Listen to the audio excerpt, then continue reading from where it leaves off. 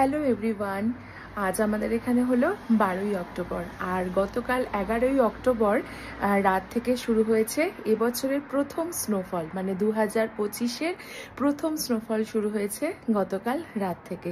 তাই আজকে সকাল হতে না হতেই আমি বেরিয়ে পড়েছি তোমাদেরকে দেখাবো যে প্রথম স্নোফল হওয়ার পরে আমাদের আশপাশটা ঠিক কীরকম দেখতে লাগছে। তো চলো আগে তোমাদের দেখাই যে আমাদের ব্যালকনি থেকে ভিউটা কিরকম লাগছে। আর এই এক্সাইটমেন্টটা না প্রতি বছরই থাকে। এবার তো 6-7 মাস ধরে মোটামুটি কম বেশি করে স্নোফল হতেই থাকবে বা চারপাশে প্রচুর স্নো পড়ে থাকবে, সেটা একঘেয়ে হয়ে যায়। কিন্তু প্রথম স্নোফল দেখার আনন্দটা কিন্তু প্রতি বছরই থাকে, শুধু আমার নয় সবার। তো চলো তোমাদেরকে আগে দেখাই। এই হচ্ছে আমাদের ব্যালকনির অবস্থা। খুব হালকা মতো স্নোফল হয়েছে, তাই জন্য খুব বেশি জমেনি এখনো অবধি। আর এই যে তুষারপাতটা হয়, মানে এই যে ফার্স্ট স্নোফলটা হয়, ঝুড়ো বরফ হয়। এই ঝুড়ো বরফে কিন্তু অনায়াসে হাঁটা যায়, একদম পাউডারের মতো একদম ঝুড়ো বরফ হয়। এই দেখো এখনো পড়ছে গুড়ি গুড়ি।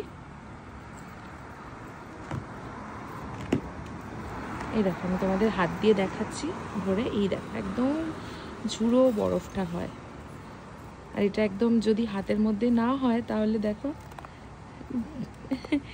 একদম ঢিলের মতো হয়ে যায় যদি প্রেস করা হয় হাতের মধ্যে নিয়ে। এই দেখো এই বরফটা ধরলে কিন্তু কতটা ঠান্ডাও লাগে না, আমি দেখেছি। কি সুন্দর দেখতে লাগছে। বাইরেটা একটু দেখাই। প্রত্যেকটা গাড়ির ছাদে একদম সাদা চাদরের মতো হয়ে গেছে। কাল সন্ধ্যা থেকেই যখন ওই স্নোফল হওয়া শুরু হয়ে যায়, তখনই আমি ভাবছিলাম যে কিভাবে একটু ভিডিও তো করে তোমাদেরকে দেখাতে পারবো, কিন্তু সেটা সম্ভব হয়নি।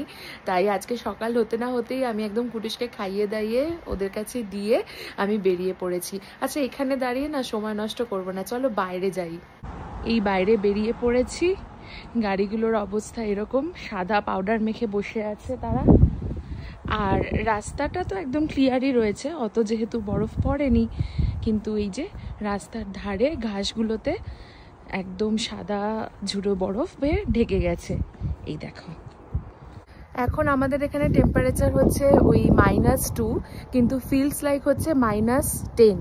ফিলস লাইকটাই কিন্তু আসল, মানে ওই ঠান্ডার প্রকোপটা বোঝা যায় একদম। -10 সত্যি কথা বলতে এখানে থাকতে থাকতে ঠান্ডাটা খুব একটা বোঝা যায় না, আমাদের সয়ে গেছে। তবে হ্যাঁ অনেক বেশি ঠান্ডা রয়েছে।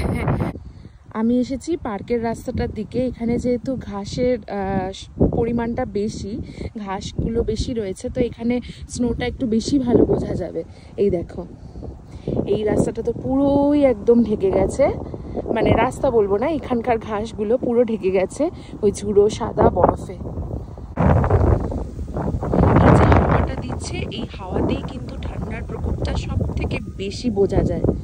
বাপরে বাপ, হাতে তো গ্লাভস পরে আসেনি, হাতগুলো একদম মানে বরফের মতো ঠান্ডা হয়ে যাচ্ছে।